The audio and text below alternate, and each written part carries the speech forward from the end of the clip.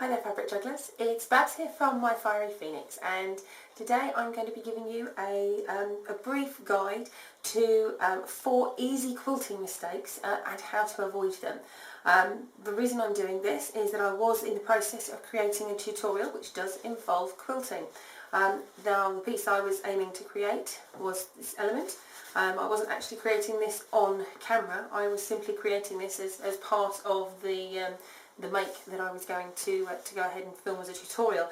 However, I wasn't concentrating and for some reason all my experience of quilting and all the lessons that I'd learned had vanished, and I ended up with this. It's hideous. Absolutely hideous, and I can't believe that I made all these mistakes. There are 4 mistakes in one piece here, so rather than get too disheartened, I thought, why not share my mistakes with everybody else out there, and we can all learn from this together. So hopefully you'll stick around and I'll let you know what each of those individual 4 mistakes were and how to avoid them.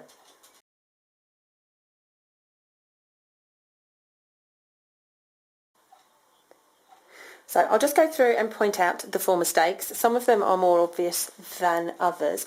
The first mistake is that this is not a large enough piece of fabric and we've got this slight slip down the side, so that is mistake number 1.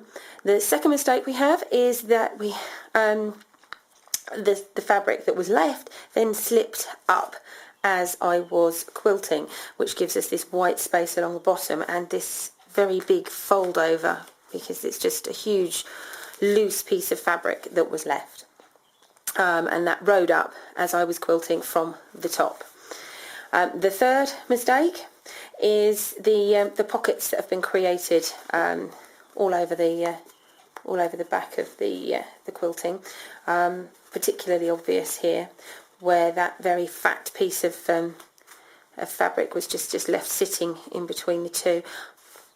When the second line of quilting came across in the opposite direction, so I started off quilting in this direction and then I finished quilting in that direction, and that's where it's taken these extra fat bits of fabric and just folded them over and made rather ugly pockets.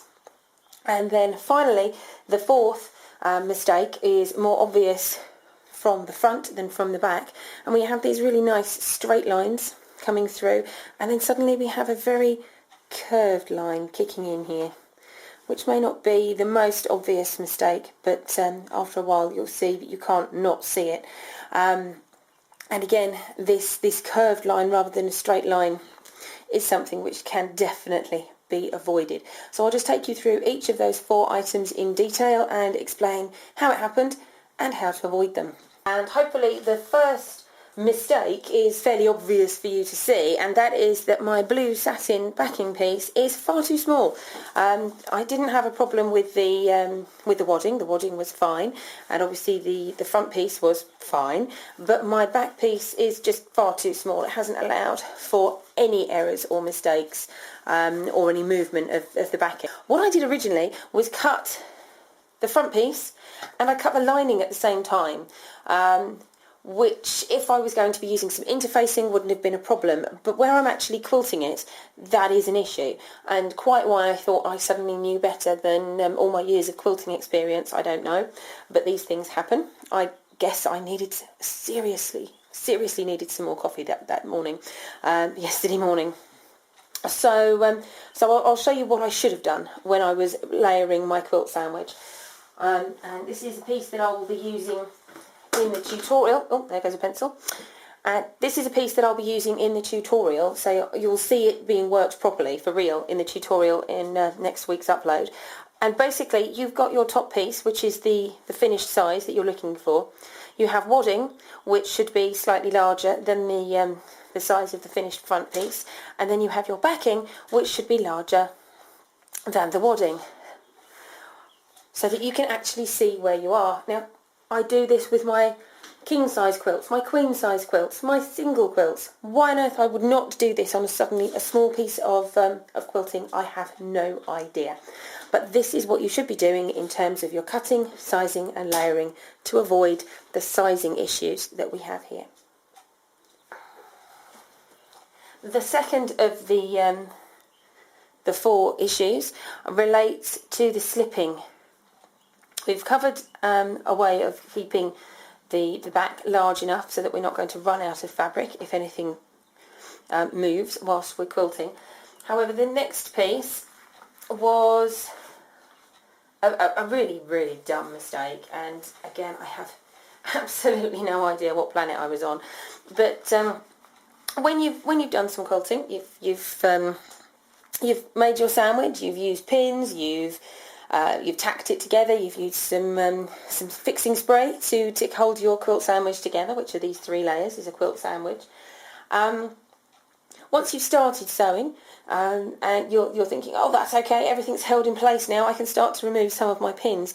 If you remove your pins too early, you can in effect get the base layer folding up underneath so that you have a large piece trapped between rows, which is exactly what happened to me. I pulled out the pin holding this bottom layer too soon. So even if you are now sewing through, even if you've pinned, and you're now sewing through where that pin is, don't just remove the pin. Remove the pin so that you've got room to work, but then replace it outside of your working area so that this bottom layer is still held in position, so it cannot travel back up underneath your work as you are quilting. Moving on to error number 3. When you're actually working your quilting, it's very easy to keep the tension fixed from the top. You pull it tight as you feed it through. Always let the walking foot do the work. And what you're seeing here is where that tension hasn't been held correctly. This one is because the bottom layer slipped up, as you just saw in the previous point. But these are because the tension just hasn't been held as we're sewing our way back through. So if we're sewing through in this direction, we need to make sure that everything is being held smooth and even as we come on through, so that as we drive this through the sewing machine, we're just keeping everything out of the way.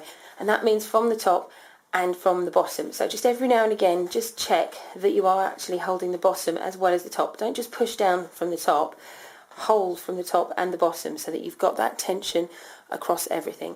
You don't need to be running your thumbs underneath the feed dogs or the needle, but just maintain some tension so that you will avoid this pocketing effect here.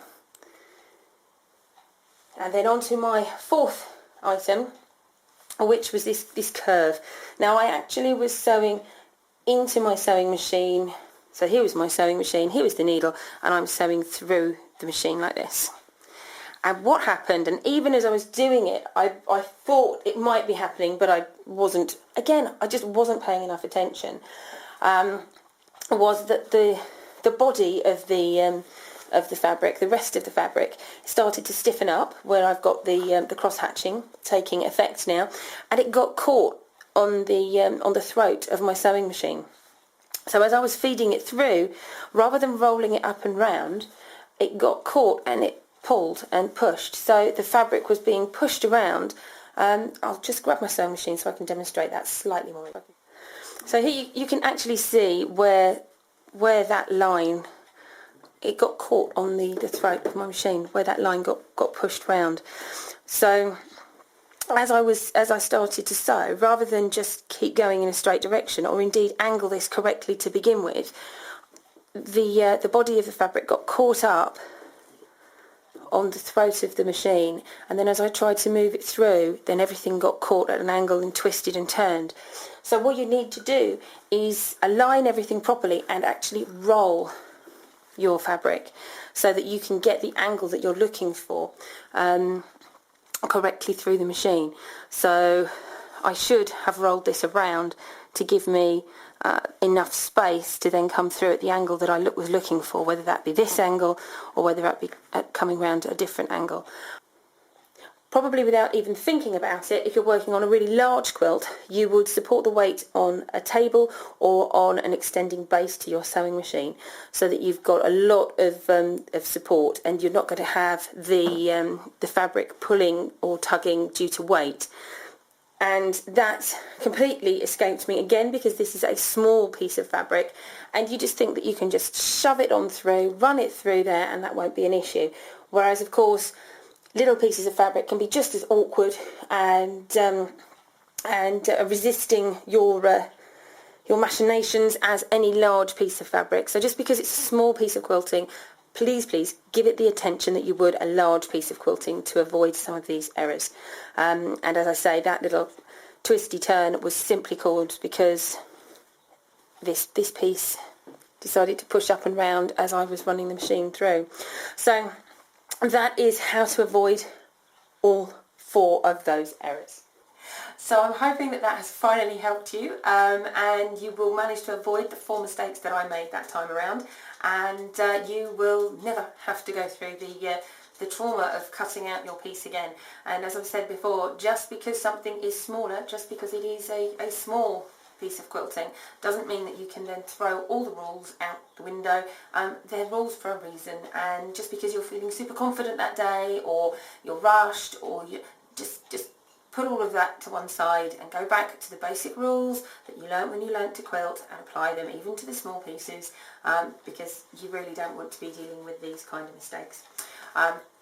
So if this was useful to you, then please give it a thumbs up, share it around, and it would be fabulous if you aren't already a subscriber, if you would hit the button and subscribe too, in which case you get to see the tutorial coming up next week, which will show the correct use for this panel, and hopefully that will be of use to you in the future. I'll speak to you later. Bye for now.